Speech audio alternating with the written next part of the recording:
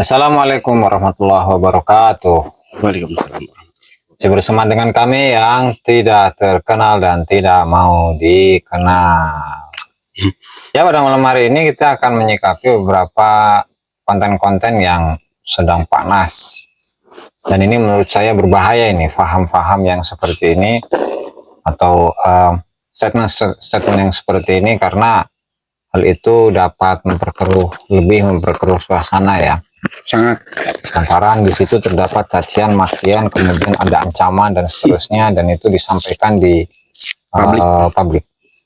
Dan hal ini tentu hal yang sangat berbahaya ya. Sehingga mari kita simak sebelum kita mengomentari. Iya. Sebelum kita mengomentari hal ini, ya kita simak dulu video yang berikut ini.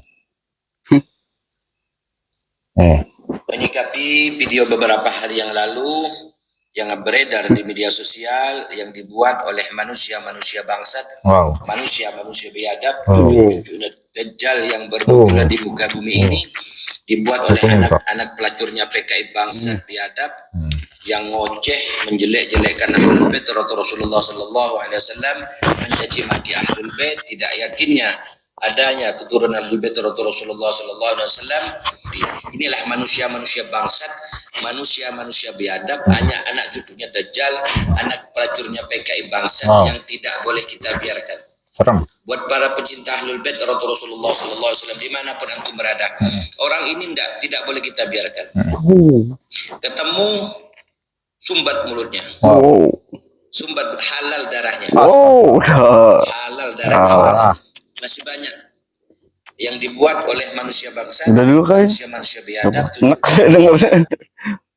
Ya begitulah sekilas dari video yang sedang viral ini ya. Ya tentu hal ini merupakan hal yang menurut saya sangat-sangat berbahaya ya, lantaran di situ terdapat ancaman-ancaman yang tentunya hal ini kalau dilihat dari sudut pandang hukum positif ya, tentu itu merupakan sebuah kejahatan. Iya dong, udah ngancam gitu. Dan kali ini kita akan sudah saya susun ya beberapa poin-poin mengenai apa yang disampaikan oleh orang barusan. Orang itu orang dia manusia. Oh manusia. Manusia yang barusan. Oh manusia ya. Oke. Yang pertama adalah manusia tak beradab dan bangsat. Tentu hal ini adalah hal yang menurut saya sangat-sangat ini ya, sangat tidak tidak bermoral menurut saya. Banget.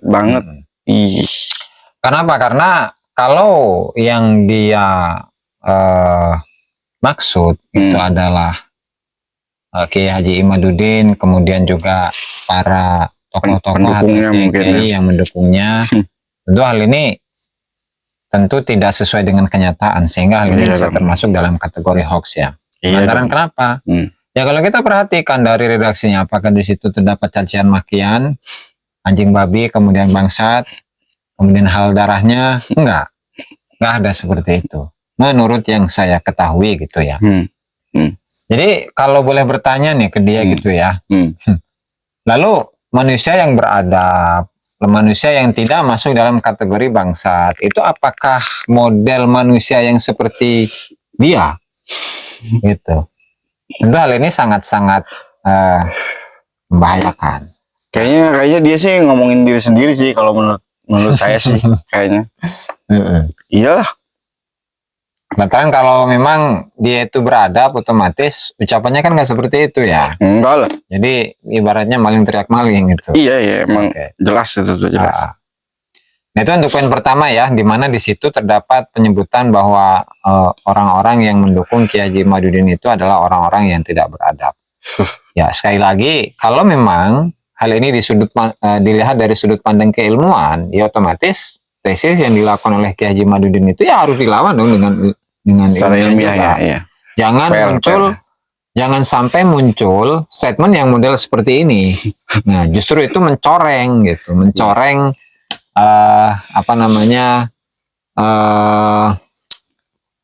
nama baik dirinya sendiri atau orang-orang yang dia bela, kan gitu.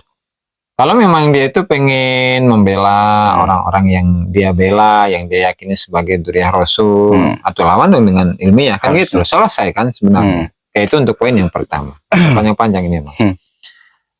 Kemudian yang kedua, ketika menyebutkan anak PKI, emang dia tahu teliti satu persatu dari orang-orang yang dia sebutkan gitu ya. Mulai dari siapa nama-nama yang disebutkan tadi, ada Gus Fuad, kemudian ada Abah Yusuf, kemudian ada Kiai Haji Imaduddin, kemudian Islah Bahrawi dan seterusnya. Nah, apakah dia itu memang mengetahui secara detail ya mengenai latar belakang keluarganya sehingga dia bisa langsung menyebutnya dengan apa namanya, anak cucu PKI gitu. Bahkan yang lebih parah lagi itu anak cucu Dajjal, coba. Astagfirullahaladzim. Iya, intinya dia itu emang ngomongin diri sendiri udah intinya. Dan yang lebih parah lagi, anak cucu pelacur, coba. Astagfirullahaladzim. Ini kalau dilihat dari sudut pandang agama, dia sudah qadhaf. Qadhaf itu adalah menuduh seseorang melakukan zina. Apakah dia punya bukti? Apakah dia punya saksi? Ya misalnya ketika orang-orang yang dia tuduh dengan tuduhan seperti itu memaafkan sekalipun, Gus, ya tetap itu adalah sebuah dosa yang berkaitan antara dirinya dengan Allah Ta'ala. Ya dia tanggung nanti di akhirat. Begitu. Itu dari sudut pandang agama ya. Oke. Selanjutnya, pecinta Ahlul Bait. Jadi yang dimaksud dengan Ahlul Bait itu siapa sih? Jadi apakah Ahlul Bait itu hanya terbatas pada Sayyidina Ali, Sayyidina Hasan Husain dan Siti Fatimah, ya? Atau keturunannya pun masuk sebagai Ahlul Bait? Atau Ahlul Bait itu adalah semua umatnya Nabi Muhammad SAW, dan itu sudah kita jelaskan di konten-konten kita yang sebelumnya, bahwa makna Ahlul Bait itu bisa kita gunakan makna yang khusus. Kalau yang khusus berarti hanya kepada 4 orang tadi Ahlul Kisah ya, yaitu Siti Fatimah, Sayyidina Ali, Sayyidina Hasan dan Sayyidina Husain. Dan itu selesai. Nah, adapun yang setelahnya itu masih menjadi pro kontra antara ulama. Nah, gitu intinya lah. Oke, itu untuk poin yang kedua. Sehingga apakah kalau kita boleh bertanya lagi nih kepada orang ini, apakah yang dilakukan oleh Kiai Haji Imaduddin atau ulama-ulama yang mendukungnya, mereka itu membenci Ahlul Bait? Ya saya rasa tidak. Enggak lah, udah beberapa kali jelas juga. Lantaran apa? Lantaran seperti yang di beberapa waktu lalu saya sampaikan dan berulang-ulang saya sebutkan itu, bahwa apa namanya, perkataan dari Imam Ibnu Hajar Al-Haytami, beliau mengatakan wayam bagi likulli ahadin an yakuna lahu ghiratun fin nasabis syarif. Setiap orang itu harus memiliki kecemburuan dalam hal nasab yang mulia, yaitu nasab kepada Rasulullah Shallallahu Alaihi Wasallam.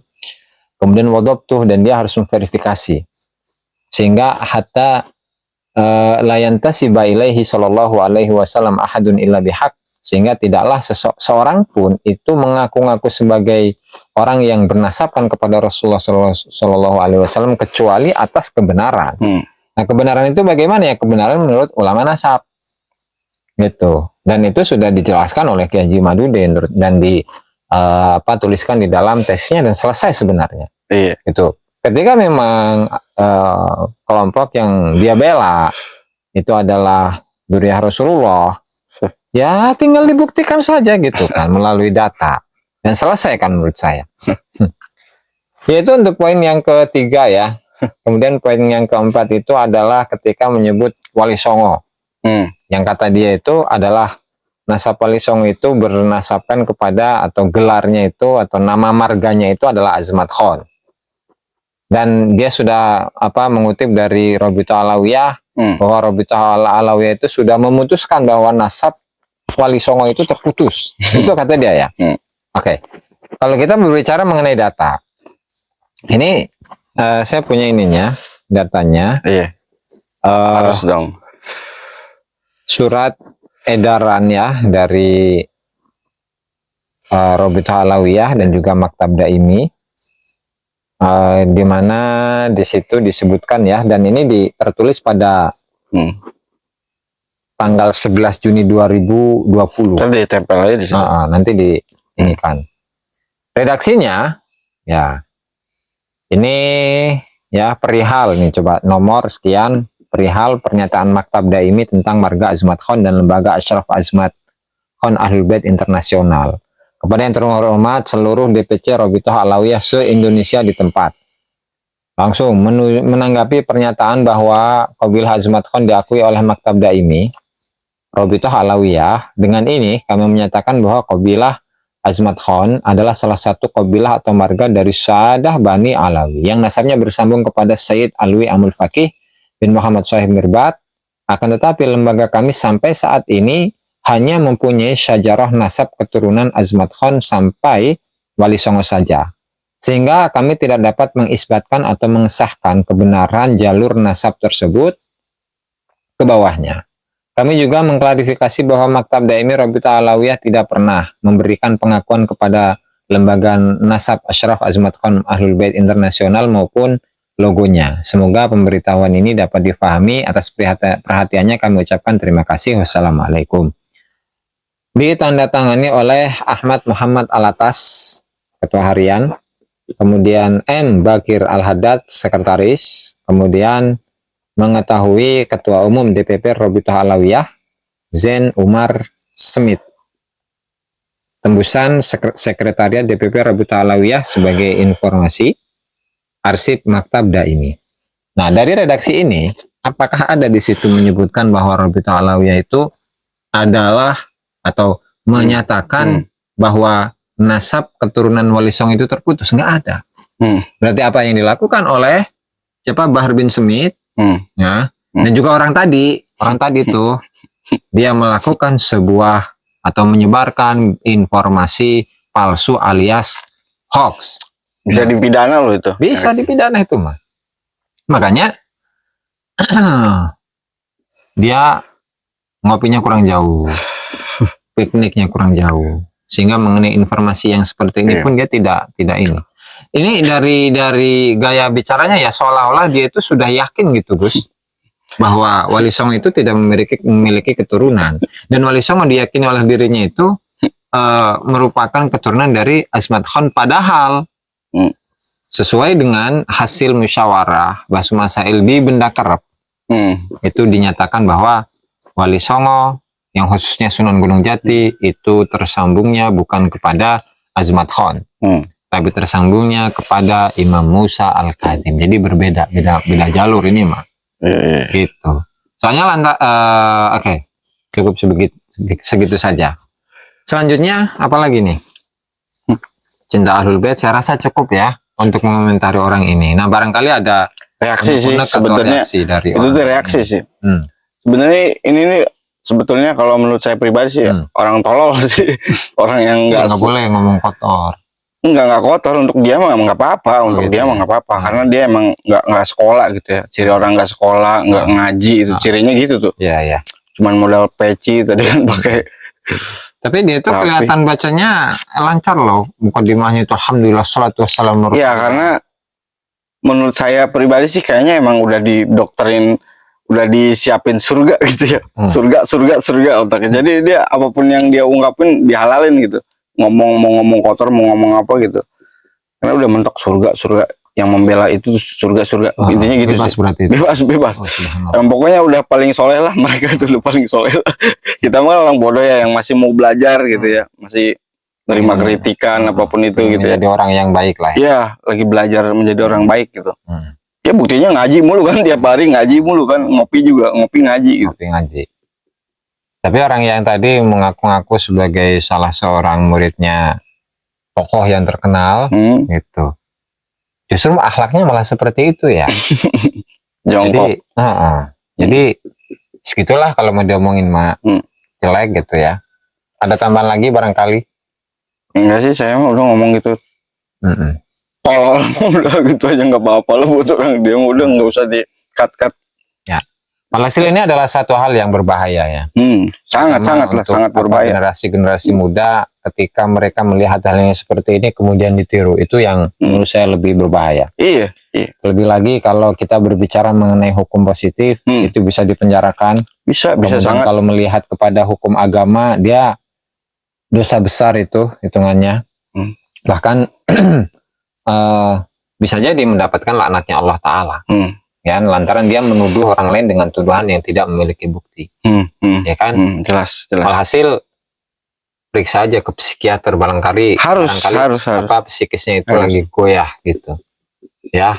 Kayaknya nggak bisa sih di psikiater aja itu orang gitu. Mau diruqyah kayak gimana ya nggak bisa sih itu. Nggak bisa ya. Ya intinya memang harus tobat lah intinya. Harus tobat, ngaji, santren, udah. Ya alhasil itu adalah apa unek-unek lah ya dari kita golongan anak-anak santri yang masih selalu ingin belajar dan belajar. Iya, buktinya ini kita reaksinya nggak begitu ini ya kenceng ya. Sebetulnya unek-unek banget gitu ya. Alhasil kita doakan ya mudah-mudahan kita semua dan khususnya orang ini atau beliau, kita doakan beliau nih, saya masih hormat. Dan khususnya untuk kita semua mudah-mudahan Allah Ta'ala mengampuni semua dosa kita dan semoga kita selalu mendapatkan hidayah, taufik, dan inayah dari Allah Subhanahu Wa Ta'ala. Ini saja yang bisa kami sampaikan.